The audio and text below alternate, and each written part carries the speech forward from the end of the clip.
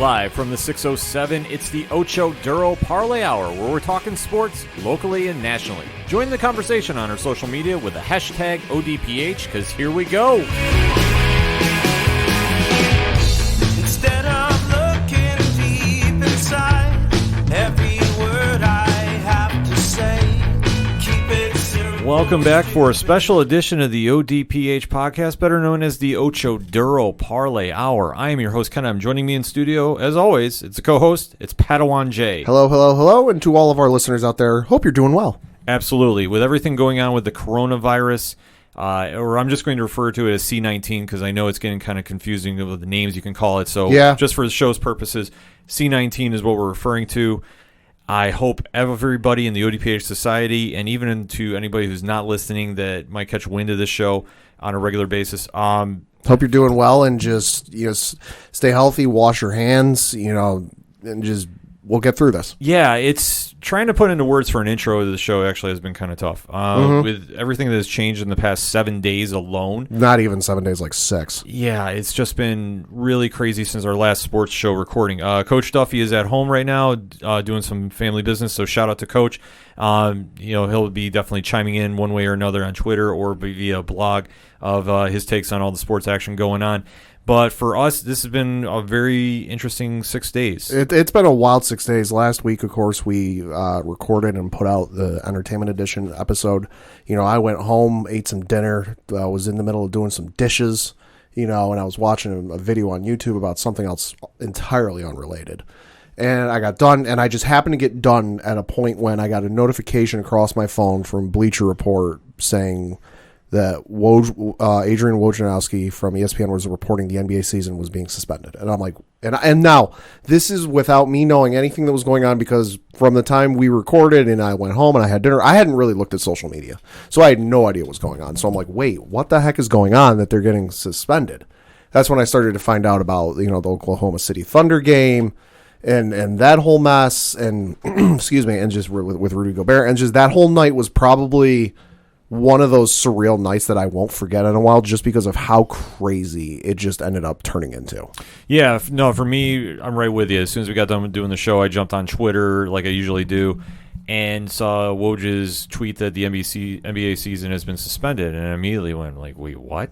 Yeah. And started doing research, and it just kind of spawned from the Oklahoma City Thunder Utah Jazz game. Yep. Where Rudy Gobert had tested positive for the coronavirus, or C19, as like I said, we're going to call it on the show.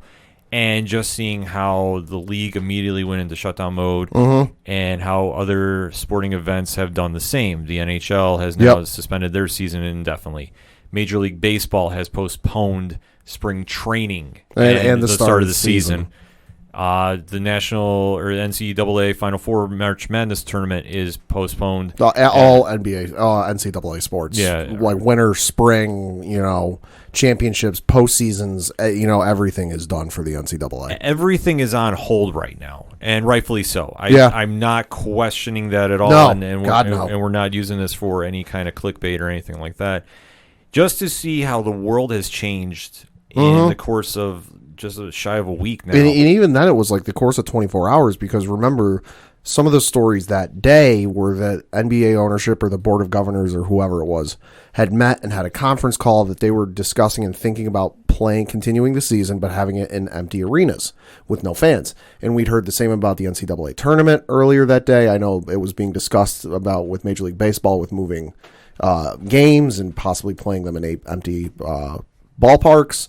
Everybody was kind of looking at what they could do and possible options, and literally at the snap of a fingers, a drop of a hat, it all flipped on its head. Yeah, it's just something really hard for me to take in. Yeah. Just how quickly everything's happening. And like I say, I apologize if I'm kind of coming in with a quieter open than usual, just because everything has really gone 180. And just with how big this virus has taken over, and just how everybody is being very precautioned. And we here at the ODPH are trying to just tell everybody, please, please, please be safe, be healthy, smart decisions, wash your hands, do what you need to. Yeah. But we can all get through this. We just got to be smart about this. Right, and with that whole situation on Wednesday night, I got to give one shout out. That's Scott Van Pelt on ESPN, who was anchoring from their Bristol broadcasting headquarters, because ESPN had national broadcasting games for the NBA that night. I forget who they were showing that night. It's a moot point right now. But they were cutting in the middle of all this, and they were, he was talking to Woj and all these other folks, and just the class and professionalism. And just the way he handled that, if they ever if they update broadcast journalism classes in the future, and like you get to a unit on how to handle live situations as they're happening, show that tape, because that was just nothing short of a masterpiece and spectacularly handled. So to Scott Van Pelt, I tip my cap to you. Yeah, absolutely. I mean, he handled it very, very well with everything going on, because it's so much of a situation of uncertainty. And now, the public is really having their fears escalated. And it's just trying to wrap your head around, okay, what should we be doing in this situation, and taking the proper precautions. So sports, which has been used as such a gateway to escape this happens, unfortunately, we don't have that right now. Right. Albeit, though, we do have some sports that we will be talking about. So we still will be doing the show here as much as we can. Certain segments, though, moving forward until... I guess shows might be a little shorter. Shows might be shorter. We might be kind of doing some segments, just kind of talking about throwback moments of sports, for us.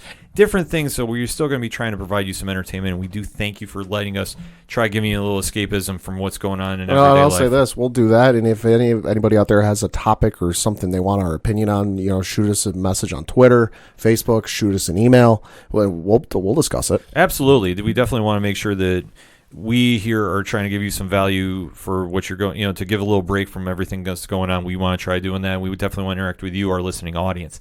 So please definitely hit us up on the social media accounts at OD Parlay Hour on Instagram and Twitter, Ochadoro Parlay Hour on Facebook. You can always shoot us an email at ochadoroparlay@gmail.com and, put in the subject what you want to talk about, and, the subject that we can try entertain you, given our takes about, because we definitely want to try doing that. Obviously, with just everything going on, it's just been such a surreal thing. And like I say, trying to do a proper open, I know has been a little bit challenged, but we are trying to do the best we can with what we got, and we just cannot stress enough for everybody. Be safe, be healthy, and if you can at all, and I know we talked about this on the 3FNW, the wrestling show over on 3 Fat Nerds podcast network. This morning, Rich and I were talking about support your local businesses, support your local artists. Support local restaurants. We here at the 607 have had a tremendous outpouring from local restaurants here that are providing lunches. Oh my God, for school children, because schools are shut down. They're going out of their way to provide. There's a whole list we've been sharing as much as we can on the ODPH Facebook page. Shout out to them. So it's a long list of, because as soon as the schools were shut down and it was going to be for a month or so. Almost every restaurant in the area was posting on Facebook or whatever form of, they could get the news out that they were going to do it. And I love seeing that. Yeah, me too. I mean, this is just to see an outpouring of the community get together and really try helping out and doing what they can too. Because obviously with everything going on and there's more curfews getting implemented and more, shutdowns for New York State that's going on right now, it's tough out there, especially if you're into local businesses, local restaurants, local arts. And I mean, I have to say, plug away, if you can support them in any way, shape, or form, whether it's getting a gift certificate, if they're not going to be open, if they're doing only takeout, make sure to try getting a meal if you can. Whatever you can do to support and try helping everybody get through this is the absolute world. And especially too for our local music scenes, I know firsthand from bands that we've had on this show, they're having shows getting canceled. Right. And if you can go out and even hit up their Bandcamp page, download some music, if you can go buy some merch from the artists, support them through this, that means the absolute world. Yeah. And for all the links for the bands on the show, I know I stress it every week, but I'm even giving some more importance to it. ochadoroparlayhour.com/music. All the bands you hear on this show are definitely going through it. I've been seeing messages from all the groups that we've had on the show have been saying, hey, we've been shows canceled. Just a heads up, and we're just really trying to help give back to them and give back to the communities too, because for every restaurant and business that has been donating, thank you. Please keep it up. With this going on, we all need to come together and just get through this as one big team, to put it mildly. So that being said, let us get a quick break out of the way. I know we're doing this super early, but we're going to come back, and there's actually been some sports news going on, so we're going to kind of deep dive into that. So join in the conversation on social media. We hope everybody is safe and healthy. Can't stress that enough. Going to repeat that a lot during the show. So let's go a quick breakout. We'll be right back. Hey, this is Brian Wolf from Fair City Fire. You are listening to ODPH, the greatest podcast in Binghamton. Woo!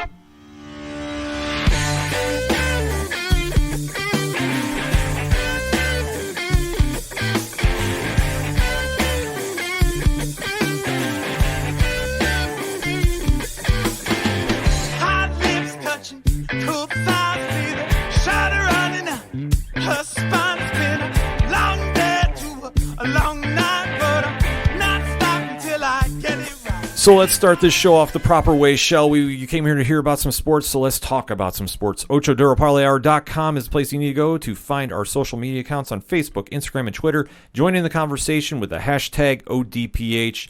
The biggest sports story going on that is not C19 is the NFL. Yeah, no, a couple of big things going on with that. The first thing that kind of kicked off was they both sides, being the NFL and the Players Association, agreed to a new collective bargaining agreement for the next 10 years. Don't really understand why the fuss and muss was about getting it done now because, okay, yeah, I know you want to get it done and avoid a situation like a couple of years ago where there was actually a quote-unquote stoppage, although not really. They didn't really. It was in the preseason. You know, some things got shortened, but the overall season wasn't affected. You know, so I know you want to avoid a situation like that, but you still had another year left on the old CBA. Regardless, the new CBA has been agreed to, so that means some relaxed drug testing. So you got the playoff changes where there's more teams being added. Don't agree with that one. No, I definitely don't agree and with then that you one. got the 17th game added on, which, like I said on last week's show, I really don't agree with it. By and large, everything is solved by week 16. Yeah, it was unnecessary to add more games to the season. Playoff positions doesn't really make sense. Obviously, both sides didn't get everything they wanted, but at least there won't be a stoppage of work. Yeah. That's the big thing we can kind of look at and say, okay, this worked out in everybody's favor. Yeah. But there's so much that's going to go on with this now that the season is finally in business. Now, obviously, the NFL doesn't have to worry about their season being paused for C19. They can get down to business just doing deals, and this is one of the biggest deals they had to get rid of. But today, as we're recording, it has been announced where most free agents are going to sign. Pad, my condolences about this one, because we said on last week's preview that when Tom Brady decides to sign somewhere, that was going to be the biggest domino effect for everybody. Well, I mean, we thought it'd be like the domino that got everything else started. No, it was like the third three-quarters of the way through the dominoes before he fell, because other dominoes started falling before he did. Yeah, so let's break it down. We got some names and where they're at now? Yeah, so just reading down a list from ESPN.com and some of the free agency stuff going on. The Colts have reached an agreement with Phillip Rivers on a 1-year, $25 million deal, Mike. Jeez. Yeah, 1 year, okay, not bad. You know, he's what, 36, 37 years old? Yeah, I'm okay with that. $25 million, though? He's on that back end, man. I don't know how I agree with that one. Yeah, no, I mean, I'm not upset about the the years I don't fuss with. Like I said, a little older, but 25, that's a lot for 1 year. Some other notables, veteran tight end Jason Witten intends to sign a 1-year deal with, not the Dallas Cowboys, but the Las Vegas Raiders. According to ESPN's Todd Archer, Witten can make up to $4.75 million in 2020. So that's very interesting and a very big ad for the Oakland Raiders. Yes, that's a big deal for them because they needed to add somebody to go out there to Vegas with them. Mm-hmm. Obviously, Gruden is still putting together with his team what he's going to want to do out there. Yep. So, and I don't really struggle with that at this stage. I mean, Witten obviously he'll be a good transitional tight end for somebody. Mm-hmm. So, don't really struggle too much with that one. Yeah, the Philadelphia Eagles are parting way with safety Malcolm Jenkins, been with the team for a number of years, and also Pro Bowl safety. So that's huge. The Miami Dolphins are. And running back Jordan Howard have agreed to terms on a 2-year deal worth north of $10 million, according to Adam Schefter. So Miami getting some help in the backfield that they sorely need. Although to be fair, they sorely need help everywhere. They need a lot of help with everything. Yeah, they got a lot. They got a lot of help and only so much cash and only so many draft picks. So we'll see what they can do. You might have to make some magic work, but we'll see what they can do. Also scrolling down the list, the Carolina Panthers are close to terms on a 3-year deal with quarterback Teddy Bridgewater. According to Chris Mortensen, the contract is in the supposedly 3 years and in the $60 million range. So we knew he was going to end up somewhere. It was just a question of where and then how much, because the situation he stepped into last year, having to take over for future Hall of Famer Drew Brees, Super Bowl winning Drew Brees, was not a good one. Nobody ever wants that to happen, but he handled it beautifully. So we knew he was going to get paid. It was just a matter of where. Yeah, he definitely entered his stock there. So I was actually kind of surprised he wound up there. I figured he was going to go Chicago. Yeah, Chicago would have made sense. And of course, with Teddy Bridgewater poised to end up in Carolina, the news that was earlier in the day is the Carolina Panthers have given Cam Newton, once the face, at one point, face of the franchise, long-term plans, permission to seek a trade, according to ESPN's Diana Rossini. So, definitely a seesaw, off-season for him, going from, we don't really know what's going on, to, no, don't worry, you're going to stay with the team, to, okay, you can go. And he has been very vocal on social media about that as well. So that divorce is going to be extremely messy once it's all said and done. If we're talking trades, though, there is one trade thus far that has definitely made a lot of eyebrows raise. Yeah. And a lot of people go, And it's not Buffalo getting Stephon Diggs from Minnesota for 4 draft picks. I got to appreciate your quarterback's tweet about that, though. That was good. Yeah, no. Dig it. No, I think he's going to be super excited to get a true number 1 in there. And it was not the number 1 I thought we were going to get, but I'm good. I'm still happy we're going to get Diggs, and obviously he needed to get out of Minnesota. Yeah. He's used to playing in the cold weather, so he'll fit right in with Buffalo and the change of He'll culture get it they in got there. spades. Yeah, he'll be. Yeah, holy cow! Him, Brown, Beasley. I've been to a Buffalo game in like mid to late December. It's very cold. Oh, it's very cold, but like I said, he's ready playing in Minnesota, so he'll be used to that. No, the biggest trade thus far, and I still cannot comprehend this. Oh yeah, DeAndre Hopkins went where, Pad? To Arizona and the Cardinals. For who? David Johnson. Yeah, and a handful of like lower tier draft picks. Yeah. The Stephon Diggs deal was a true deal for a player. I was going to say the Minnesota Vikings made out like bandits in that trade. Yeah, they made out like absolute bandits. And it almost makes you wonder what's going on with Houston shipping off DeAndre Hopkins for no disrespect to David Johnson, but he's no DeAndre Hopkins. He's not in the same class as DeAndre Hopkins, but shipping off, DeAndre Hopkins for a running back that honestly is injury prone, not always reliable, for a great wide receiver that, let's face it, in today's NFL, where you need at least one good receiver, it doesn't even have to be a streak receiver like a Randy Moss or what have you, but dink and dump, or even a streak receiver. You need a good receiver to succeed in this NFL.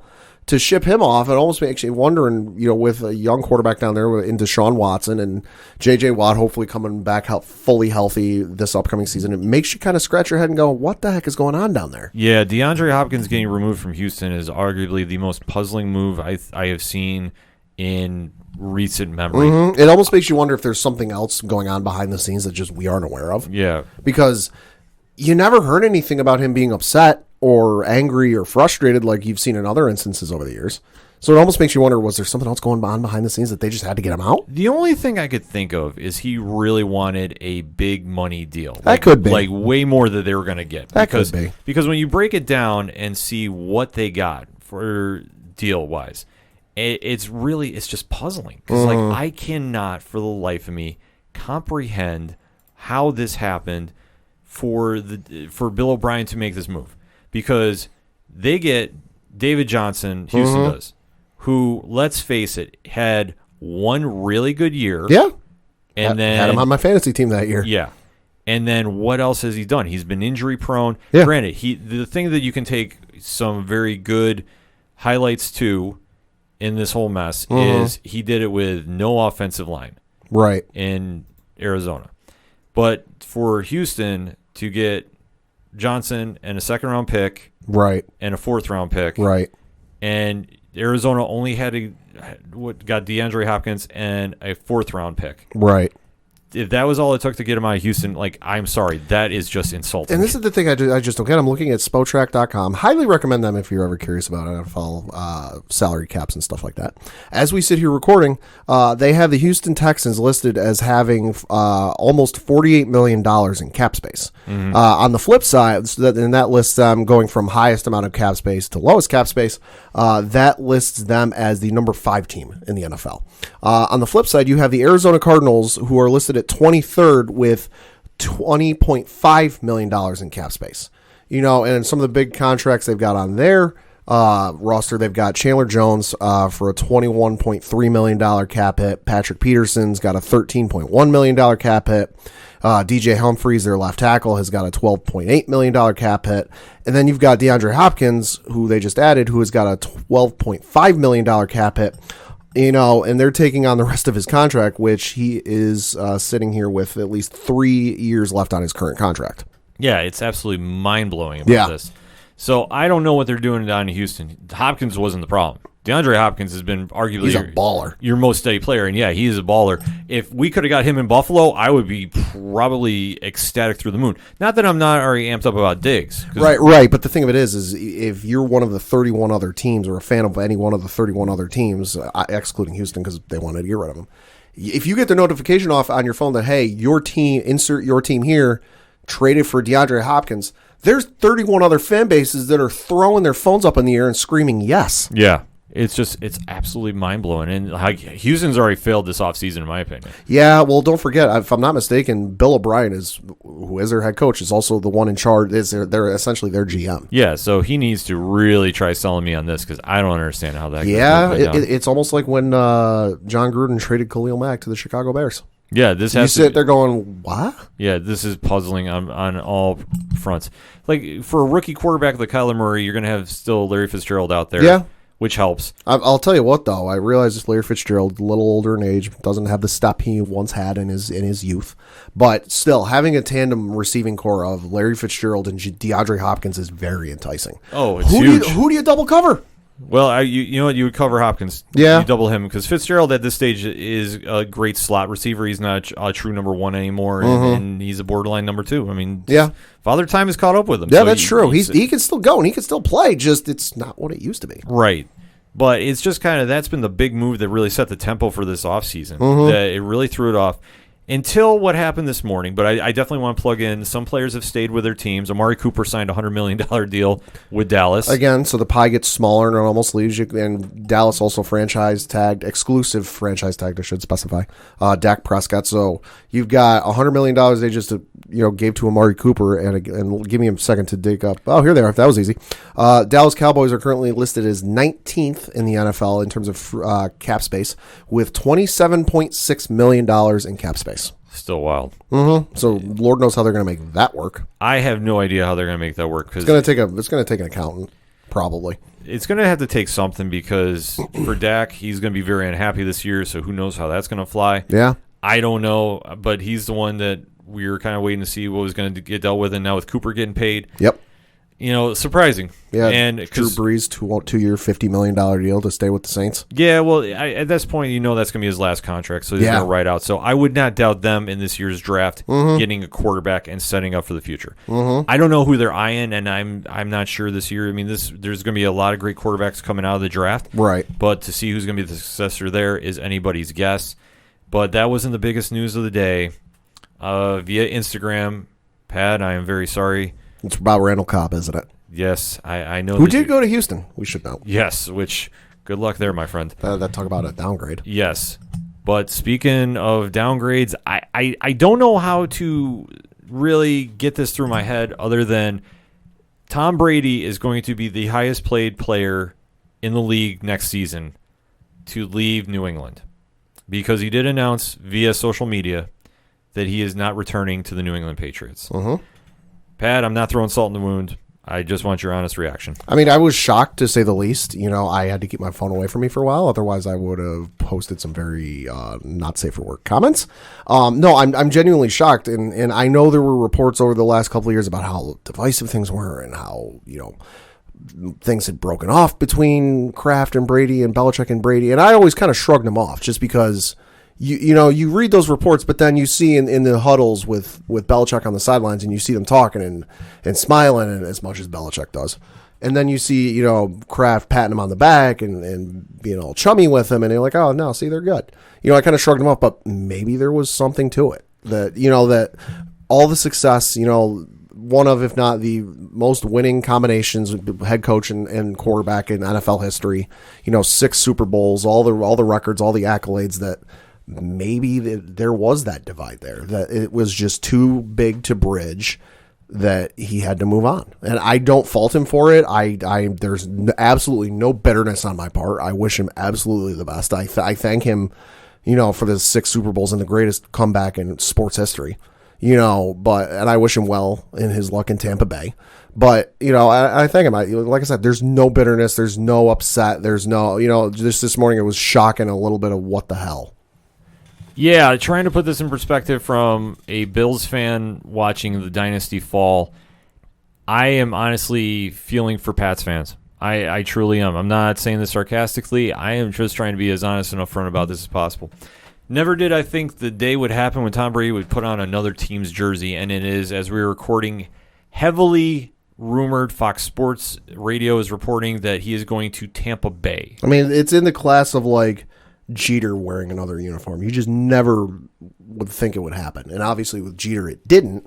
But Brady, Brady's kind of in that class of like him, Jeter, Kobe, is one you can name of like players that like you see them in that uniform and that just looks right. Yeah. I would say I'd maybe throw Wade in a Miami jersey, as another one. Yeah, he played in Chicago, but it didn't feel right. He played in Cleveland. It didn't feel right. But Brady, Kobe, and Jeter are all those guys that like, them in their respective jerseys, the Lakers, the Yankees, are like, that just looks right. Yeah, this one definitely looks wrong to me to see him going to Tampa Bay. Maybe this is like our modern equivalent of like when Joe Montana left the Niners. Could be. I mean, it was weird seeing him play in the Chiefs jersey. I will admit that. But for him to leave and for everything he's done for that organization, too, because he has always taken contract-friendly deals. And reworked them. Trying to get help. Mm-hmm.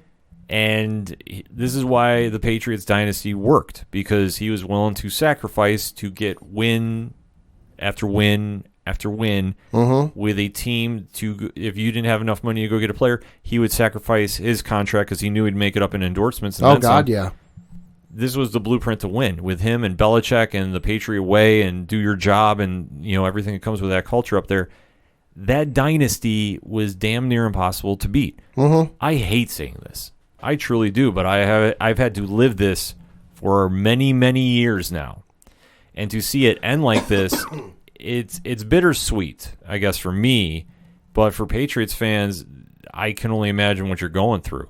I mean, you knew it was coming. It was just a matter of when. It's just one of those situations in life where something's coming, the only thing I can kind of equate it to was graduating high school, where for a lot of years, I always envisioned graduating high school and being done with high school and not having to get up for, grade school anymore. And just finally when the day hit that it was my the day after graduation, where, you had graduation, the pomp and circumstance and getting your diploma and turning the tassel and all that comes with that, to wake up the next morning and just have that, I'm done with grade school. I got college in a few months, but I'm done, going to middle school, elementary school, high school. It was one of those weird scenarios where I always fantasized about it and thought about it, but it was one of those things that just I could never actually picture happening until it happened. This is kind of the same thing. You knew it was coming. You knew it was going to happen. Like we always say, Father Time is undefeated. Eventually he was going to leave or be retired. Just you didn't expect it to be now. Yeah. Never thought it happened like this. I figured he would just ride out one more year. He'd groom the successor, whoever that was going to be in this year's draft, and go from there. But this is not happening. And you can blame Belichick if you want. You can just blame success. It just got to a point where it was time to go. And for Brady to get a big money deal, like I said, for me, this is the only reason he left, and it's the only one that makes sense to me. Is he's going to get paid $50 million a year for this? Let me take a look. It could be 1 year. So Tampa Bay, as we sit here recording, because nothing is official, they are sitting here with $66.097 million in cap space. To get him to leave New England, And to go there of all places, because I know everybody's kind of talking the 49ers as a dark horse. Nah. The Chargers in LA, which I thought he would wind up there. I truly do. With Phillip Rivers not being there, Right. It's LA. Well, and everyone was throwing out the Raiders, but the Raiders have agreed to a deal with Marcus Mariota, so that rules that out. But now you've got Derek Carr, who's probably on his way out of the Raiders. Yes and no with that one. To touch upon quickly, Marcus Mariota has never been able to really sustain a healthy run. That's true. So you have somebody that's got a lot of potential, but is this going to be like Ryan Tannehill 2.0, where he goes to a new place and becomes, a superstar, so to speak? With Tannehill, we didn't even talk about how he got paid. You're right. He got paid ridiculously. Yeah, no, I mean, the Brady thing hurts, but I think the one that hurt more because, like we said, Brady, end was near. You knew he was going to retire at some point. You figured he'd do it with New England. The one that I think hurts New England more was the linebacker Jamie Collins going to Detroit on a 3-year, $30 million deal. He was very versatile, like I mentioned on last week's show. I said they should have re-signed him, but very versatile, listed as a linebacker, but he could play defensive end and lined up right against those tackles. And then the other one being Kyle Van Noy, who went down to Miami and reunited with Brian Flores. Those two, to me, are bigger just because they're younger, and they would have been around longer. Yeah, no, those ones definitely hurt you. And then, but for Brady to leave, like I said, that's the face of the franchise. And in comparison, if Ryan Tannehill is getting paid $29.5 million, no disrespect to Ryan Tannehill, he's getting that contract just because Derrick Henry makes him look like gold. Yeah, how Derrick Henry got franchised instead. Yeah. I'm not saying Tennessee might have dropped the ball there, but I'll say Tennessee dropped the ball. Yeah, because now you've got the issue of they just gave that big deal to Ryan Tannehill, and they're now sitting with $28.2 million in cap space. Yeah, so now it's a question of the rest of that's going to go to Derrick Henry. Yeah, which it should. I mean, Henry needs to get paid for all he's doing. Which like I say, football is a weird business. But if Tannehill's getting paid $29.5 million, I'm already saying Brady's going to be making north of 40. Easy. Probably. Easy. Probably. I'll say even 50. I'll even shoot that high. To get him to leave and go there, I mean, he's got weapons, which I think is the biggest stickler that this offseason he didn't get anybody going to New England. He needed wide receiver help. They tried, but, Antonio Brown self-imploded. Right. No. Josh Gordon, they traded away for his issues. I know they drafted N'Keal Henry in the draft, but, he was out until like week 9 with an injury. So right, but I'm saying if you see DeAndre Hopkins going to Arizona, you see Stephon Diggs going to Buffalo, who else is out there that's a true number one to really help you? Yeah. I mean, sure, Antonio Brown, that situation, it was an effort. I'm not saying it wasn't, but that was more on AB's side than the Patriots for not making that work. Josh Gordon, you never knew what you're getting out of him. Yeah. So who else was out there that's a big name? AJ Green was the one I thought would make the most sense. Granted, he got franchised, but could the Patriots have pulled that deal off too? It's hard to say. Right. I mean, I'm looking at the list of free agents here. Obviously, Randall Cobb is probably top of the list, but, he's obviously signed with Houston. Emmanuel Sanders is one that's... But, like, all these names are like, okay, I recognize him, but it's not like, ooh, that's a great ad. Emmanuel Sanders is on there, Demaryius Thomas, Nelson Aguilar, Tavon Austin, Dwayne Harris, but these are all names that's like, okay, I know them, but, like, that's not a, get you excited kind of signing. No, it definitely isn't. For Brady to come back and he's been screaming, get me help, and you haven't, and meanwhile your rivals are getting better. Yeah. I understand it. I mean, I don't know what the end game is for Belichick. I'm not doubting him and not saying that they're not going to contend this year. But what is going to be the end game now? Because who's your starting quarterback with Brady gone? Right. And the pickings are very slim. I know I keep hearing Andy Dalton's name getting tagged to going to New England. Right. As a transition quarterback for somebody in the draft. Oh, anybody that comes in as a transition quarterback. Oh, yeah. At this stage, it has to be. You can't say otherwise. But for Brady to leave and how drastic that is, and for him to go to Tampa Bay, I'm not saying they're going to be in the Super Bowl by any means. Yeah. But you definitely have upgraded over Jameis Winston. Oh, got 30, the 30 and 30 club member, Jameis Winston? Yeah, no, that's an absolute upgrade. Yeah, so who knows where he's going to wind up. Yeah, back up someplace. He should be. Back up someplace. Yeah. I mean, the only thing I can see happening is maybe they make that trade for Cam. Cam wants out of Carolina. You add him in there. I would say on a 1-year deal with a team option for a second year, just to see how it goes. Well, that's the one thing we haven't really seen with Belichick as a mobile quarterback. Yeah. I mean, granted, Cam is not the Cam of old. I'll say Brady is not exactly a gazelle when he runs. Right, but to see where he might wind up is anybody's guess. We'll say if the Raiders choose to go with Marcus Mariota over Derek Carr, they might ship him out, so who knows? That could be an option, too. I mean, there's just so many different possibilities that can happen now, but with Brady falling, this is where the rest of the league has to figure out what they're making moves for. Give Eli a call, see what he wants to do. Well, let's say the Chargers are out there. I don't see Eli going there. No, but that would be ironic of all ironies. If 2020 is a weird year, man. I could, that being said, I could see it happening. Eli, after all these years, ends up back with the Chargers and apologizes to the fans. Well, I mean, how enticing is that gig, and yet nobody's jumping on it? Yeah. That's one thing that's really puzzling to me. It's puzzling, but I can understand why, the Chargers are being kind of gun shy, because I'm looking at Spotrac.com, they're listed free agent quarterbacks. Phillip Rivers signed. Case Keenum was with Cleveland. Signed with Cleveland. Chase Daniel, they listed, was with Chicago. A backup is now going to Detroit.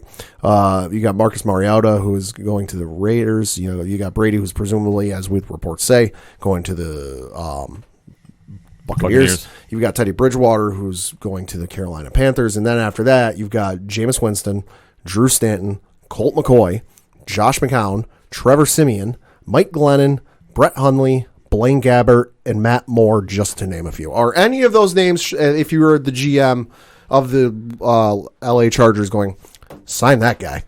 No. Uh-huh. And that's why I say you missed out on some free agents, so I'm not sure what they're going to wind up doing because they don't have the number one pick. So other than Burrow, who else is prime ready to go week one? I'll tell you this, Chargers fans, I'm not wishing it on you.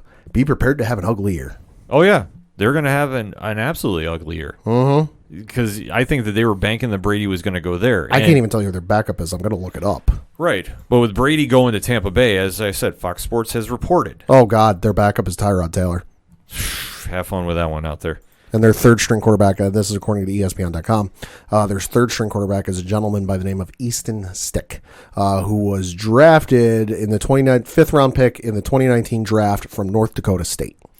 Tyrod can show up in certain games, but for consistency reasons, he doesn't put it together all the time. I'll tell you what, he better stay healthy because I'm looking at the stats for one Mr. Eaton Stick, and it's blank. It's blank. So Chargers are going to definitely have to do something out there, but the biggest domino is falling with Brady. Mm-hmm. And there's so many stories going on with free agency. Like I say, the biggest moves going on this week had to be the Hopkins deal, which still is puzzling to me. Yeah. And Brady leaving New England and what happens now with the legacy with him. Mm-hmm. I mean, obviously he's solidified, Hall of Famer. Oh, God, yeah. He's in the GOAT conversation. Oh, God, yeah.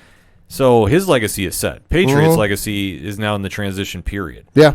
So who do they go get? And that's the question of who is going to be ready to go game one, start for the Patriots, and lead them on a Super Bowl run. Because now the question is going to be in comparison, who's going to get back to the playoffs first, Brady or Belichick? And now the narrative flips.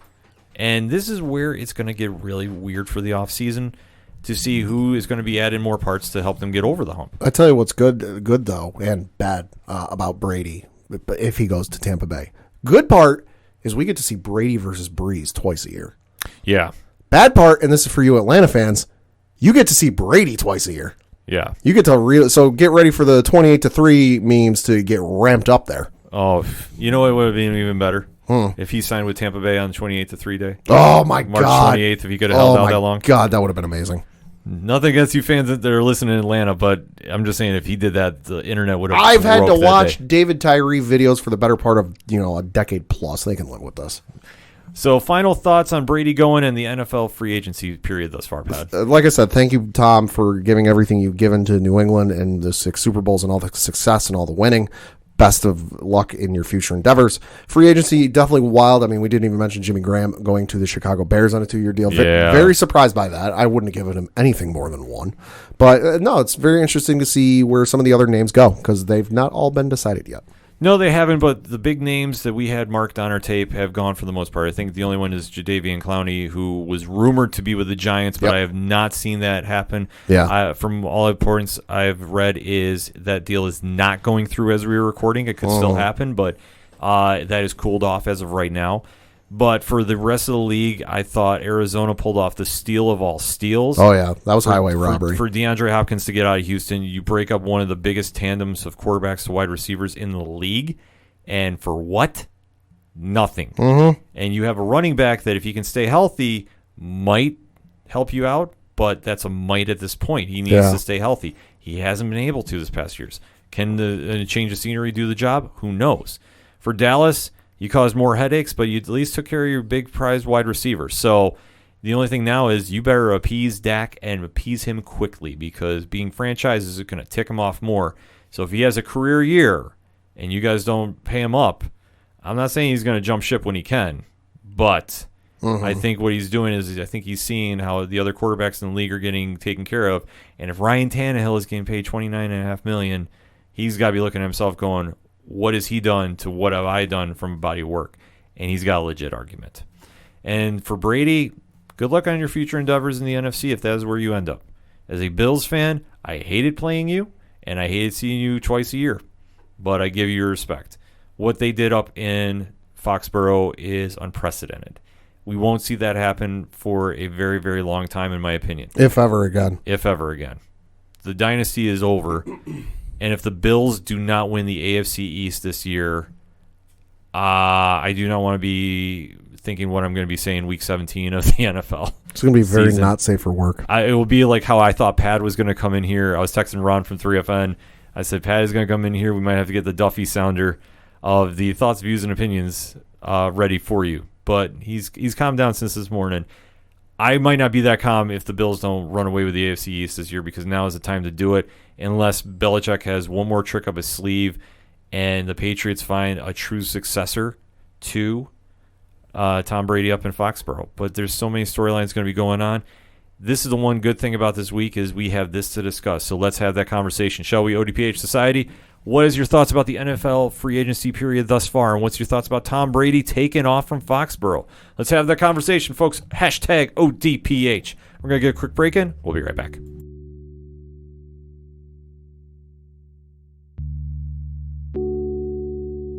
Can you imagine a world immune to all forms of cancer?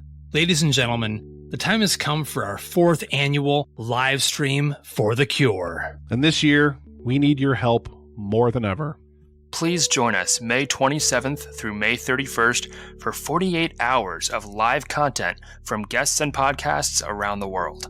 We'll be aiming for our most ambitious goal to date as we try to raise $10,000 for the Cancer Research Institute. Please visit www.livestreamforthecure.com for more information on this year's event and how you can be a part of it. Together, we can make a difference. Hi, this is Jimmy Gazdick from Crimson Brethren and Floodlands, and you're listening to ODPH. Coming back for another segment on this edition of the ODPH podcast, and there was some UFC action this weekend. One of the few things taking place this weekend. Yes, it was one of the few taking place in an empty arena because everybody was cleared out for C-19 precautionary reasons. Which down in Brazil. Fully understand. So down in Brazil. So we did have a fight night in the empty arena down in Brazil, but still a lot of great action going on down there too, which we'll have to say in a quick recap. Nikita Krylov defeated our personal favorite, Johnny Walker. Overrated. Yeah. Your personal favorite. I never really said much about that. Oh, stop. We all had him as our personal favorite here at the show. Obviously defeated by unanimous decision. So, Pat, do you want to just say it again? Overrated. Yeah, he has been on a 2-fight losing streak now, and the hype train has definitely been derailed.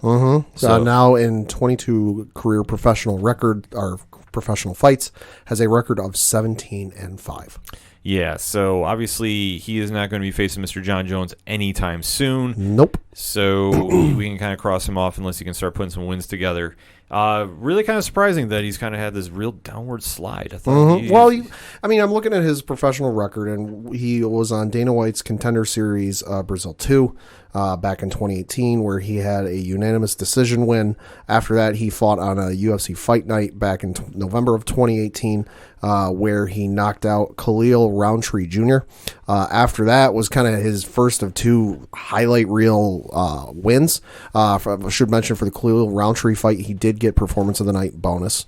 Then in February 2019 on a UFC Fight Night, he had a spinning back fist where he knocked out Justin Lede, where in first 15 seconds into the fight. So it's kind of like, whoa. I think that might have been where we first caught wind of him. Mm-hmm. And then after that was against Misha Serkinov, where he knocked him out with a flying knee in UFC 235 in March of last year. And then after that, lost to Corey Anderson, where he got knocked out via punches. And then, like you mentioned, lost by unanimous decision this past week.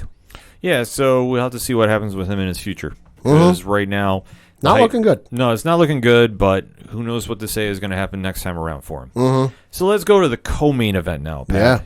Yeah. That was a welterweight matchup between Gilbert Burns taking on Damian Maia. And Gilbert won via TKO in the first round. So thoughts on this? Surprised Damian Maia won. I will admit, I really had... No, Burns won. No, sorry. The surprise Damian Maia lost, I should say. Okay. Hadn't really ever heard of Gilbert Burns. Wasn't really sure who he was. Hadn't really seen the tape, as they say on the guy. But very surprised Damian Maia lost. Well, this one, you have to think of two things. Burns is an up-and-coming guy. We haven't heard too much about him, so unless you've been really following the sport and following him, you haven't really seen too much. I mean, he's always been a scrapper, so I figured this was going to be a real test to see where he ranks. Wow, he's been around a while. Yes. He's not exactly new to the sport. No, I say his first UFC fight was way back in July of 2014. His first UFC fight was a UFC on Fox card back in 2014. Wow, okay. Yeah, no, he's flown under the radar. Yeah, he's not really the flashiest guy. He doesn't really cut promos. So in this day and age of MMA, you really need the highlight reels. You need to make yourself stand out. This got so much attention, though, to see how he went and just buzzsawed right through Damian Maia, which... I hate saying this, but this is where Father Time is caught up with Maia. Mm-hmm. And Maia is, I don't want to say a one-trick pony, but he is the best one-trick pony in all of MMA. Ooh, Maia, 42 years old. Yes. Will be turned 43 in November. Maia does not strike. Maia's goal is to get you to the ground or get a submission standing. That's it. Mm-hmm. He's not a striker. He's not going to give you any knockouts. I mean, he might have won a couple fights via knockout, but... You know that Maia wants to get this fight on the ground or in a clinching position. For 38 career professional matches, he is 28-10. He has 3 wins by knockout. Yeah. So you know what you're getting out of him. And at this stage, though, like Pat touched on, he's going to be 43. I think he has one more contracted fight with the UFC, and then he has said he's retiring. God, yeah, there's no way he's going to knock somebody out. His last knockout win... And I'm going to read this, was against Dong Hyun Kim back in UFC 148 in July of 2012. It says TKO, and then in parentheses, muscle spasm. Yes, because that fight was stopped, which that happens if you get injured in a fight. They regulate that. But no, because I remember they were trying to hype him up when he substituted for somebody was hurt and he got a title shot with Anderson Silva. Okay, I feel like I should asterisk this knockout thing because I'm looking through his record. Before that, excuse me, his last knockout victory was at GFC Evolution in May of 2007. Do you remember where you were then? Against a gentleman by the name of Ryan Stout. However, that was due to shoulder injury. And then his third knockout victory was his very first professional fight on September 21st of 2001, where it was a TKO punches. Yeah, I think the one he got on stun gun was Kim got hurt, mm-hmm. and then Maia was still striking, so they did rule it as a knock. Okay. If memory serves me right, it's been a long time since I've even heard stun gun's name get mentioned. Wow, when was that fight? That was July of 2012. Wow. Man, been watching a lot of MMA. God, I forgot about Dong Hyun Kim. Mm-hmm. Wow. That is a name that was really big and then kind of faded out.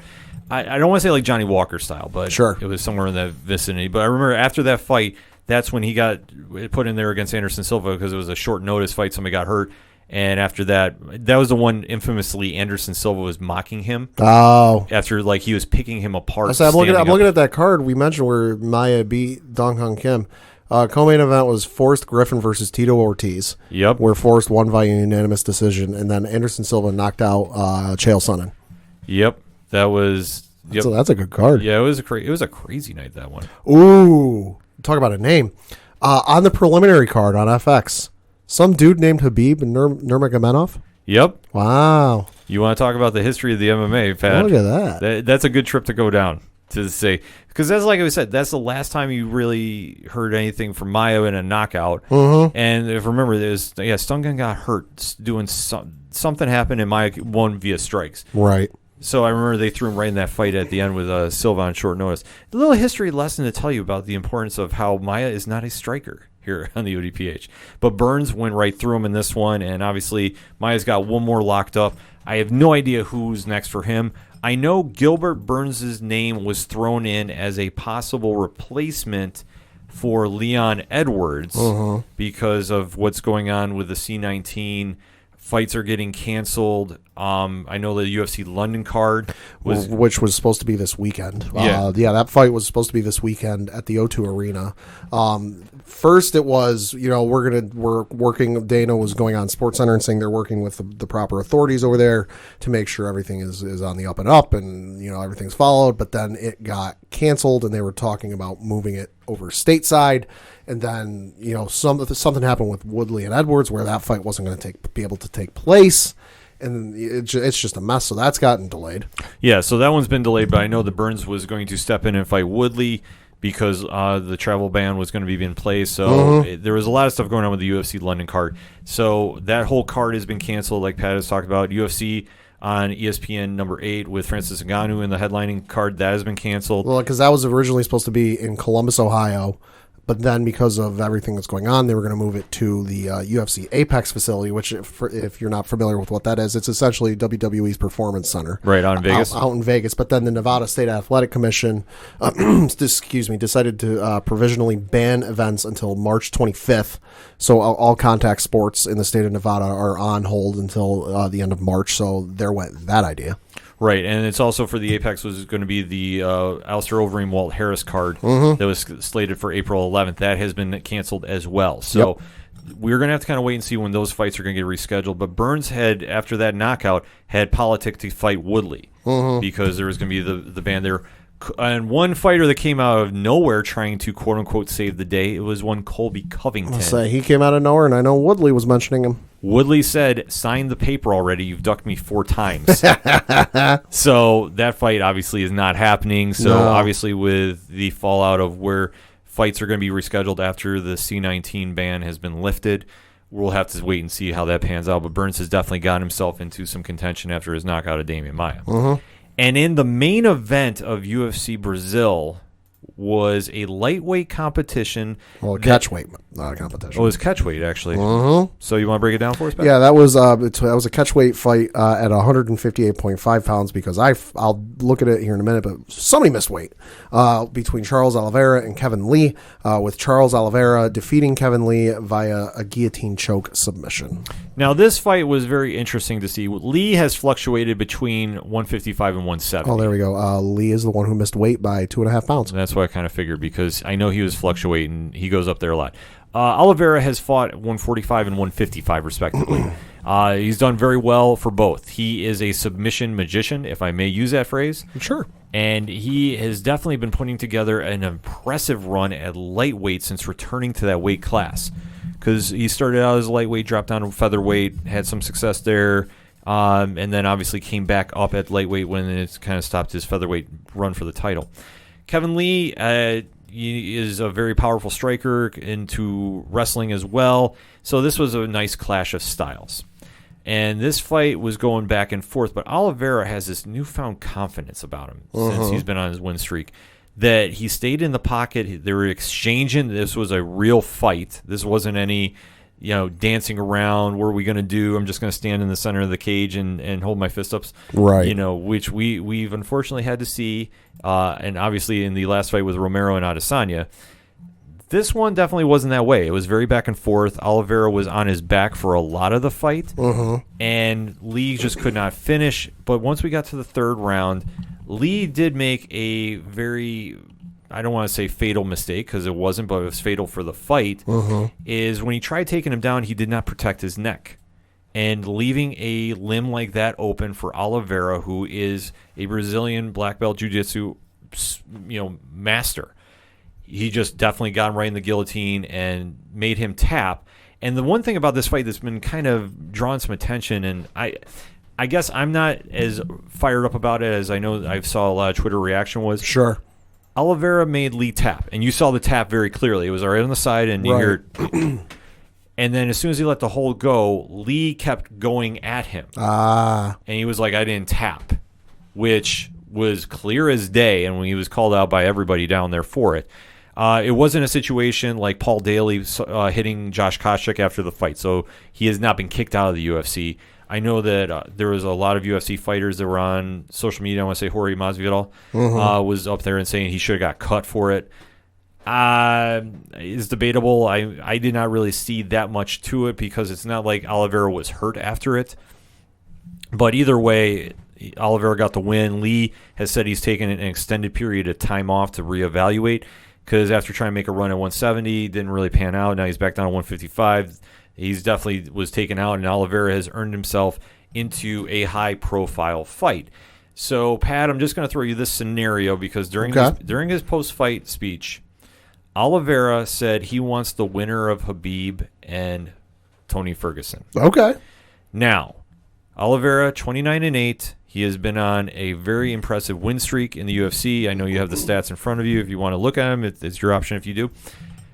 That being said, do you think that Oliveira should be leapfrogging a Justin Gaethje, a Conor McGregor, or where do you think he should go next? I definitely think you can talk me into it, but I mean, just leapfrogging some of those folks, no. I mean, yeah, you've been on a good run recently. You defeated Clay Guida back at UFC 225 in June of 2018, and since then you won 1, 2, 3, 4, 5, 6, 7 fights in a row now. Definitely notable and something to little feather in your cap. But in terms of jumping at Conor McGregor or Justin Gaethje or some of those other folks, nah. I mean, if you get one more fight and it's another highlight and it's a highlight reel, talking about it for the next decade knockout, sure. But right now, no. No, looking at the UFC rankings, obviously Khabib is a champion, Ferguson's 1, Dustin Poirier's 2, Conor is 3, Gaethje's 4, Dan Hooker is at 5. Interesting. Cerrone is at 6, Paul Felder is at 7, and Oliveira jumped from 12 to 8 after his win over Kevin Lee. So if I'm matchmaking on this, I know that Hooker just fought Felder. I would say either one of those gentlemen would be a great fight for him. In fact, I'd even book Hooker versus Oliveira. Okay. That's the one I would do. I don't think Oliveira is ready for a title shot just yet. He's on a great win streak, and unless the injury bug strikes, I don't think he should be leapfrogging anybody. In my opinion, and I've said this many times on this podcast, Justin Gaethje should have the title shot against the winner of Ferguson versus Khabib. We're not even having this discussion otherwise. Oh, God, yeah. Poirier should be fighting McGregor if you really want to book him down there, but if not, Poirier versus Hooker makes a lot of sense. For Oliveira to get this bump up, I could see a fight against Hooker. I could see him against Gaethje if you really want to try pushing it. Just there's now a little bit of a logjam at that division, but I don't think he should be leapfrogging anybody. He does have an impressive win streak that I'm not saying he shouldn't get a top 5 contender because I fully do. I fully think he should. But the right one has to make sense. And for me, that's Dan Hooker. Gaethje could, but like I said, Gaethje has done everything in his power to get a title shot. I just don't know why they're still waiting to pull the trigger on that one. Conor McGregor, I think, should fight Nate Diaz either at 155 or 170. Right. Either way, that's the fight that should happen, so I'm taking him completely off the board here. Poirier makes a lot of sense, but I don't know if you really want to leapfrog it that high, and it also depends on what he wants to do. So for me, that's the fight they should make, because as far as we have heard, that UFC 249, Khabib versus Ferguson, is going to happen. Now, obviously, everything going on with C19, we don't know what's going to be the final location for it. Right, because the fight is supposed to take place on April 18th from the Barclays Center in Brooklyn, New York. And for those who don't know, on March 12th, New York Governor Andrew Cuomo issued an order restricting mass gatherings and sporting events because of the pandemic that's going on. And then on March 16th, Dana White announced via a letter to employees, and that was also shared to the public, that the event is, quote, still scheduled as planned, but the location may change, close quote. Right. So if you go to UFC.com, actually, when you type in for events, the Ferguson-Habib card is the first thing that pops up. That matchup is just cursed. It is. I mean, you've had sicknesses, you've had injuries, you've now got, this pandemic going on. It's just a fight destined to not happen. And at this stage, too, I mean, this is where, I mean, you have to, if both fighters are healthy to fight, you have to make this fight happen. I just don't know where you're going to do this at right now. I mean, you could do it at the Apex, sure. Right, but you have to do it after the ban is lifted. Right, that's the thing. You have to wait till the ban is lifted. I mean, this is the fight, and I understand about, I'm always a stickler about, well, you shouldn't log jam a division up. No, this fight needs to happen. Put it on a boat in the middle of the ocean. Whatever you need to do to make this happen, and this fight needs to happen. And I know Dana is vowing to make this happen on the 18th when this fight is scheduled to take place. Mm-hmm. I know that he has been very adamant about this. I don't blame him. No, because as much as we've wanted to see this fight, Dana's wanted to see it as much, if not more. Well, this is the argument about the two top lightweights in the world are finally going to meet, and this fight has been booked numerous times, and like we've touched upon, this fight is cursed for one reason or another. Even so, when the fight was originally going to happen in Brooklyn, Ferguson got hurt, I believe, at a media event where he tripped on a cord or something. On a cord. Yeah. So that being said, this fight has been long overdue, and this fight needs to happen for not only the sport but for the fans as well. Because if you swap out any one of these fighters for whatever reason, it's another letdown for the fans. And this is always one that these guys are fighting in their prime. I don't want this to be a Mayweather-Pacquiao thing where we're fighting 7 years after when this fight should have happened. The window is closing for the prime years, and you're not going to see them at a better condition than they are right now. So for Dana to make this happen, even if we have to delay this a few months, with everything going on, delay it. Yeah. Do what you need to, but this fight needs to happen overall. So that being said, there's a lot of scenarios going on right now, and obviously when there's more news announced with effects from C19 clarifications, when fights can get rescheduled, we'll definitely be talking about this on the show. But let us know your thoughts about this past weekend's UFC card, and what do you think about the matchups that could happen right now with Charles Oliveira, and with the state of the lightweight division is with Habib and Ferguson. That's the next fight slated to take place. So let's have some conversation about some MMA action, shall we? Hit us up on the ODPH social media accounts. We're going to take a quick break. We'll be right back. Hi, I'm Sunny Hepburn. And I'm Brandy Fleeks.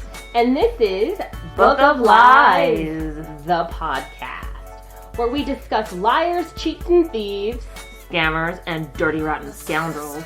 So tune in for new episodes every Tuesday to hear about another low-down dirty liar.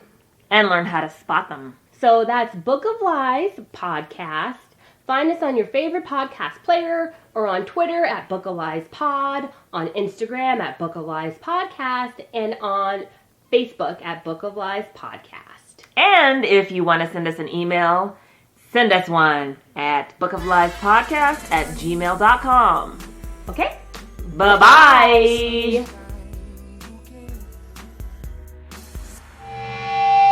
This is Rich, the host of the Three Fat Nerds podcast and co-host of the Horror Zone 607 podcast, and you are listening to our hashtag 607 podcast brothers, the Ocho Duro Parlay Hour. Now kick it back over to Ken Moneybags and the crew.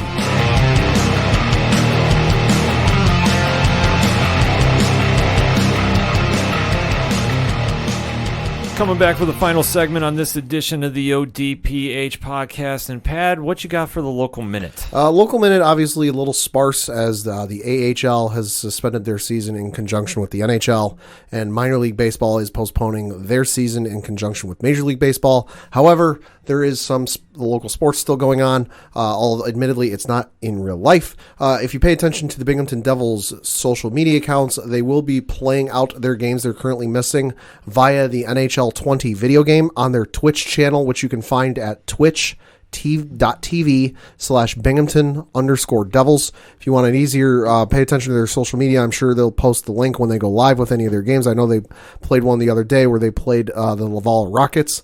So definitely something fun to check out if you're missing your local hockey and that isn't going on right now. So definitely check that out. And like I said, pay attention to their social media. I'm sure they'll post the link and when they're going to have their next game going on.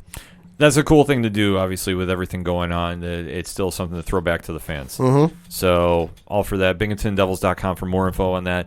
Binghamton Rumble Ponies, obviously, with the delay of the start of the Major League Baseball season, they are delayed as well. Yep. BingRP.com for more information on them when they start rolling out.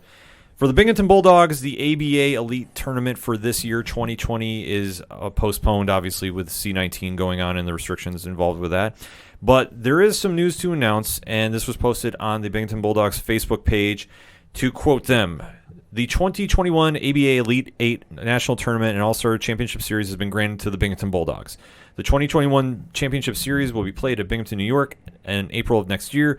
The Bulldogs were set to host the 2020 championships before the ABA season was abruptly ended by the coronavirus, end quote.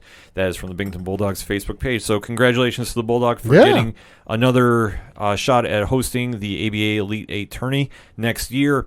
For more information on everything that is the Binghamton Bulldogs, go to their Facebook page, facebook.com/Binghamton Bulldogs for all the latest information.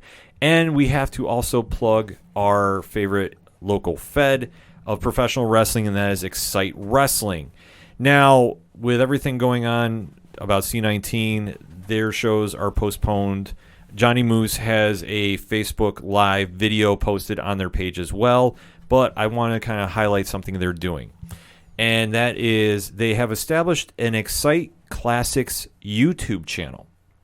So every Thursday night, starting this week, they're going to be showing classic Excite Wrestling matches. So, Pad, let me ask you this. Uh-huh. How many years have you been watching Excite now? Oh, God. 5 years Okay. now, give or take. All right. That's a fair statement. Hard to say. I can't remember the first one I went to. How many wrestlers have you seen come through Excite that have gone on to the WWE, AEW, just NXT? Offhand, 1, 2, 3, probably about a dozen or so. Okay, give or take. Without remembering everyone offhand, that because a lot of like I know when 2CW was operating down here, we saw Kenny Omega here before he was huge. Mm-hmm. So there's a lot of names that I'm sure came through that like I didn't know then that have debuted since with these other promotions like you mentioned, and that I just don't remember. So I'll say probably a dozen or more. Yeah, there's been so many names that have come through: John Morrison, Cody Rhodes, Matt Hardy, Tommaso Ciampa, Johnny Gargano, Ricochet. A lot of the names you hear each week on AEW, WWE, Ring of Honor as well. Mm-hmm. Donovan Dijak was here, who you know as Dijkovic in NXT. There's been a lot of wrestlers that have come through here. So this is going to be a chance to see them wrestling at the local level. Mm-hmm. Now, I don't know what show they're going to kick off with or what matches they are, but there has been a lot of, we're going to call it lost footage over the years. Okay. That this is going to be the Lost Legion shows, which which Pat understands. If you go into Excite for years, there was a lot of footage that has been taped that has never seen the light of day. Yep. It's now going to be seen on the YouTube channel for Excite Classics. The link is up on facebook.com/Excite Wrestling, spelled XCITE.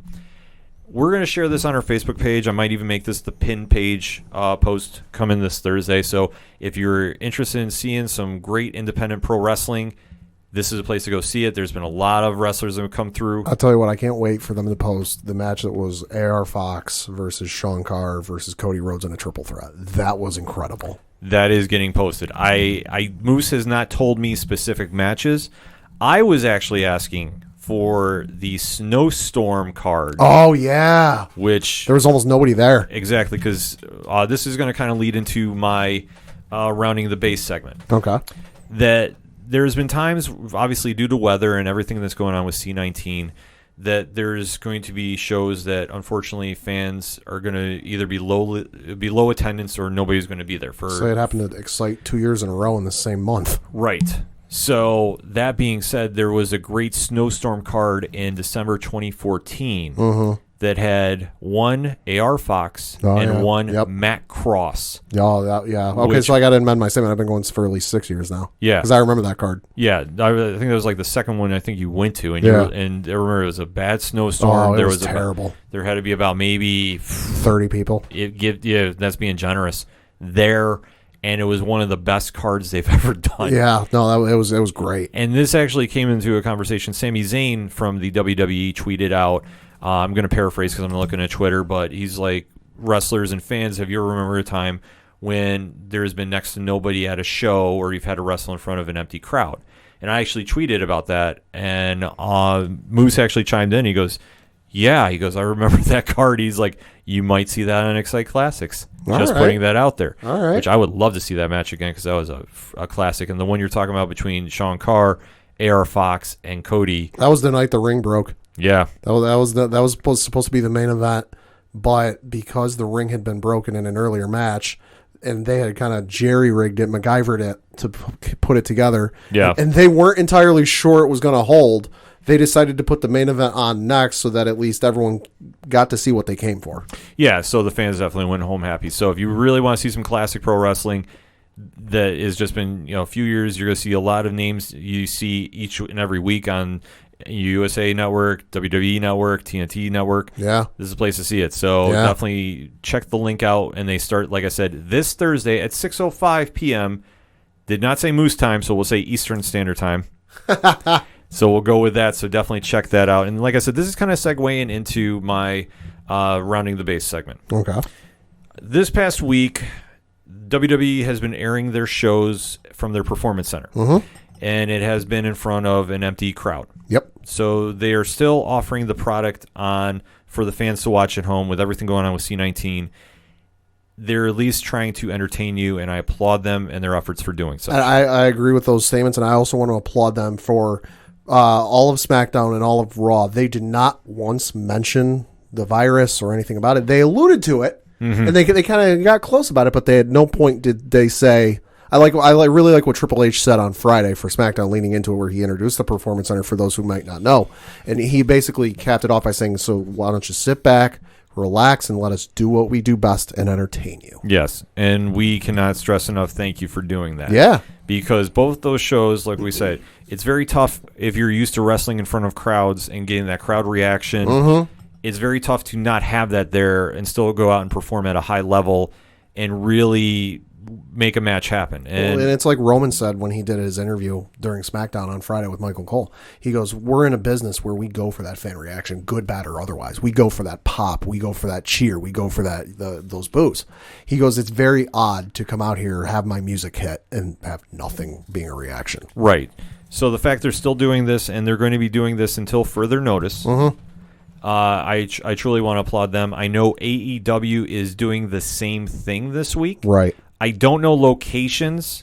I'm assuming it's in Jacksonville because they were supposed to be up in Rochester this week. Right. But obviously with everything could be in Jacksonville or because Turner Sports, because TNT owned by Turner, there might be a Turner warehouse or a Turner studio big enough that they can put a ring in, and obviously probably won't be the full entrance ramp that you're used to, but I'm sure they can got something they can work with. I'm sure they're going to do something as well. Like I know the show is still going on. They have not said otherwise. They're still advertising for it. Just the only thing I have not been able to find is the exact location. Yeah, I don't think they've said. I know. I think at one point they said it was going to be from Jacksonville, but they did not say where. But the show is still going to go on, and it's still going to give us a little bit of relief and just some sense of normalcy with everything going on. So I fully applaud and approve of it. The shows have been entertaining. It's just kind of a different experience and just one that takes a little while getting used to. Yeah. But with everything going on, the fact they're going out there and risking, traveling and such, just their own health to just perform. I mean, fully salute them and applaud them as well. And it was officially announced that WrestleMania is now going to be moved to the Performance Center. So it's going to be a lesser card than I think the original card slated match was going to be at the Tampa Bay Buccaneers Stadium. Right. Raymond James Stadium, I believe. Yep. So it's going to be still on April 5th on the WWE Network. I believe pre-show is still 5 p.m. Eastern, and the show starts at 7. I'd say, that's what we know. Stay tuned into their social medias for any changes. Right, but just the fact the show is going on, they're still going to be out performing. Cannot say thank you enough. Right, and I know there was news last night that the NXT TakeOver card had been postponed and that the Hall of Fame ceremonies have been postponed. Current rumors and word is that the Hall of Fame ceremonies are going to be moved to SummerSlam. Yeah, and that's which makes sense. That makes sense. And I know I was saying this to you while we were watching Raw last night. Just how awful it would have been to cancel Hall of Fame weekend when you're having Jushin Thunder Liger going. Among everyone else going in that class, because everyone else in that class, very deservedly so, but to have a wrestler of Jushin Thunder Liger's caliber go in, which I think that's a scenario that even 6 months ago you would have said, no, there's no way he's going in. There's no way that's going to happen. To have that happen and then, hey, we're not going to be able to have a ceremony because of everything going on, wouldn't have made sense. No, it definitely wouldn't have. So I applaud them for doing that if it's rumored for it to be SummerSlam, because hopefully by that time there will be more restrictions lifted with the crowd. Crowd sizes. Crowd size is currently in place because of C-19. So obviously SummerSlam, we touched upon this on the latest The Wrestling Show from 3FN that you're going to be hearing coming out this week, that the SummerSlam show is going to be the biggest show of the year probably. And I'm not doubting that they're going to do a WrestleMania rewind at a stadium or somewhere else down the road in front of the crowd. Could be. That you see something of that level happen. Yeah. So it's going to be something to definitely check out and something to get your mind off everything going on April 5th on the WWE Network. So the biggest wrestling day of the year is still going on. It's just going to be a little different, but they're still performing for us, and we can't say thank you enough. Pat, what you got to take us home with? Well, a couple of things. Well, one main thing. Ken, what's one thing I'd say one thing you wouldn't want to have happen in life that would just absolutely anger the you-know-what out of you? Would be Pittsburgh Penguins winning a Stanley Cup, Washington Capitals winning a Stanley Cup, wouldn't you say? I've survived the Penguins winning. I've survived the Capitals winning. But you hate to see it. I hate to see it. What would you say to this? There will be a third fight between Canelo Alvarez and Triple G. Why? So it's being reported by Dan Raphael of ESPN.com. The article reads, quote, bitter rivals Canelo Alvarez and Gennady Golovkin will meet for a third time, just not right away, sources have told ESPN. He says that a deal was completed in which Alvarez would face Billy Joe Saunders on May 2nd, with the stipulation that his next fight would be a third showdown with Golovkin, who would also have a interim first fight, according to sources. Okay. So let me throw this scenario out. Okay. All right. According to the bogus judging that happened, the egregious judging, the first fight was considered by some people a draw. The second fight was considered a win by Canelo. Correct? Yep. Okay, so this third fight, let's say the judges finally get it right and give it to Triple G. We now have to have a fourth fight. Correct? Yeah. I mean, if I'm just running out, typical fighting math in my head, yeah. Okay. I am just saying this to clear this idea up. Triple G won both fights.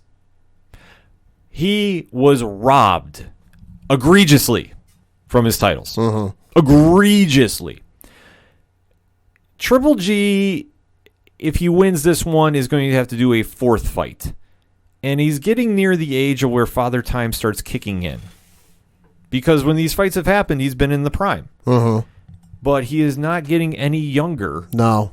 And this is not the most ideal idea to happen at this age. I just struggle with the idea of doing it, and I don't know how this is going to be, like a great idea, and how fight fans. I understand for the sport reason, sure, but Triple G is going to be 37, or is 37 rather, should I say? So, I mean, obviously, in the years of boxing, that takes up a lot of time on you.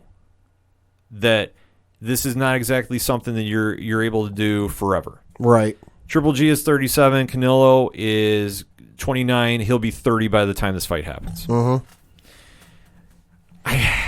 I struggle that it's set up for Triple G to lose. Well, further down in the article, according to Dan Raphael, Golovkin is the one who's been desperate for a third fight against Alvarez. Of course, like we mentioned, records show he is 0-1-1 against Alvarez.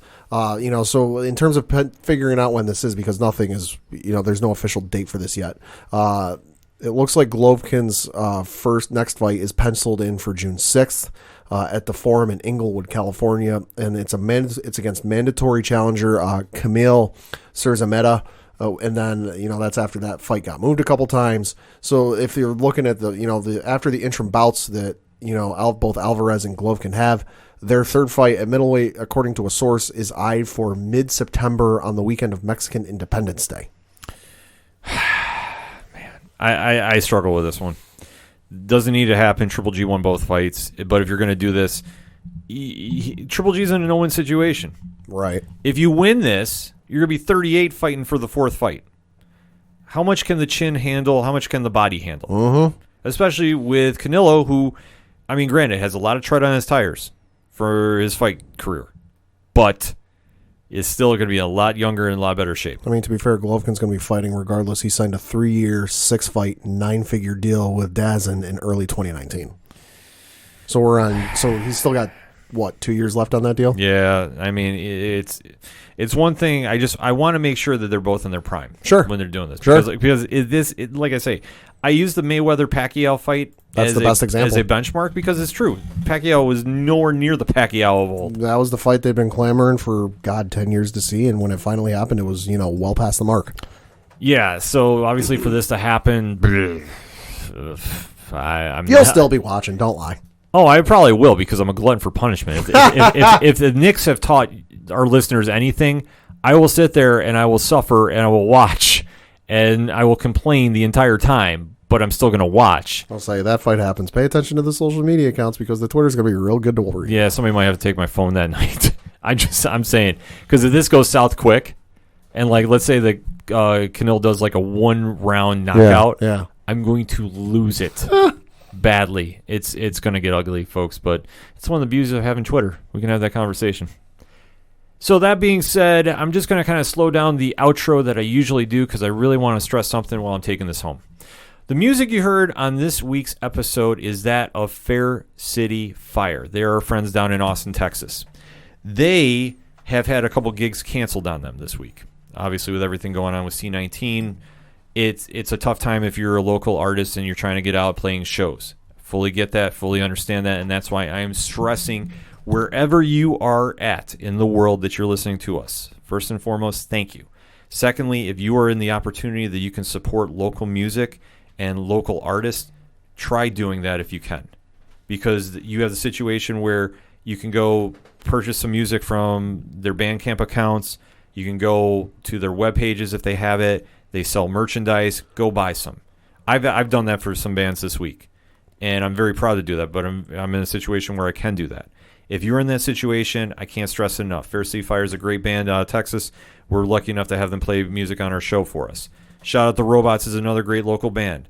Floodlands, Walking Distance, Second Suitor. Shout out to Tyler. We have a lot of great bands that we feature here on the ODPH each and every week, and we try supporting them by giving a shout-out and plugging their music, and they're more than happy to let us borrow their music for no royalties and play amongst the whole entire #607 podcast group. So if you can go out and support your local music scene, especially during this time, try doing it. It means the absolute world to them. It means the absolute world to us. You can find those links on ochadoroparlayhour.com.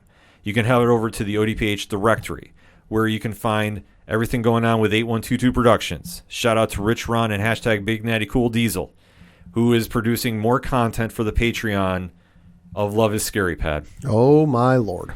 So I can't even get into it, what they have coming up. I have been tipped off, but I can't even mention it on the air. So if you want to find out more about that, $1 gets you in the door, $3 gets you a comfy chair at the table. That is all on 8122productions.com. Find their Patreon, support them. You can head over to the #607 podcast link. You can find out all the great local podcasts that are in this area that we are friends with, that you can find out what we're all talking about in the 607. You can head over to the Friends of the ODPH link, where you can check out Excite Wrestling. And we already told you, Johnny Moose has got a lot of stuff coming on too. And one thing too for the independent wrestlers and independent wrestling, we can't stress enough trying to support everybody during these times. They're a local business as well. Wherever you're living, if you have a local wrestling scene and you try supporting them, it means the absolute world to them. Yeah, especially with Wrestlemania and all their issues going on. There's a lot of shows that were supposed to take place down in Tampa Wrestlemania weekend that are canceled, and then that means those wrestlers are now out of paycheck. Exactly. So if you want to try supporting them, the biggest thing that I can recommend is go to Pro Wrestling Tees, TEES, and .com. Go pick up a shirt because it's all the independent wrestlers that are not WWE, not AEW. They have contracts.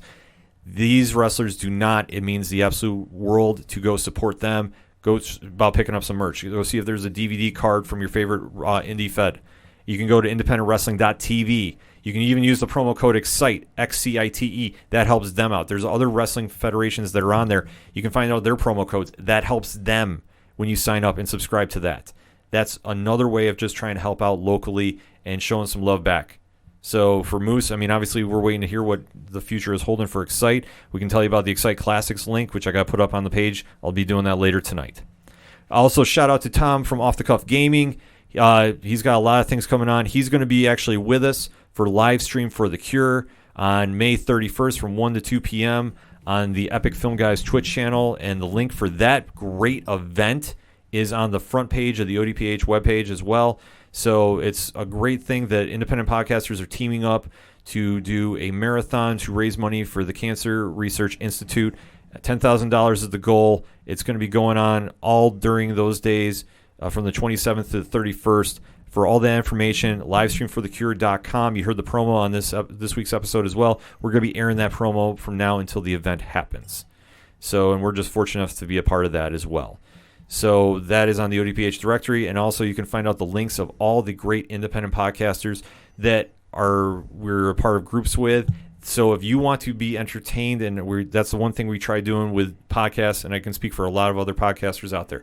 If we can give you a little break from everything that's going on, this is our pleasure to do. So if you're looking for something else that you want to hear, other than sports, other than the movies, TV, and comics, there is so many great podcasts you can find from the Next Wave group, the Podnation group, the Legion of Indie Pods, and the Apocalypse community that we are proud to be a part of. You can go check them out, be entertained, get your mind off everything for a little bit, because that's one of the beauties about doing podcasts. We do it as a passion project to everybody, and if we can give you a little relief from everything that's going on in the world right now, is our pleasure to do. Everything you want to find out about that is on OchoDuroParlayHour.com. That is all I got for this week, other than stay safe and stay healthy and support local. So for Padawan J, thank you, and stay safe. I'm your host, Ken. Thank you as always for listening to the ODPH podcast, better known as the Ocho Duro Parlay Hour. We'll see you next time.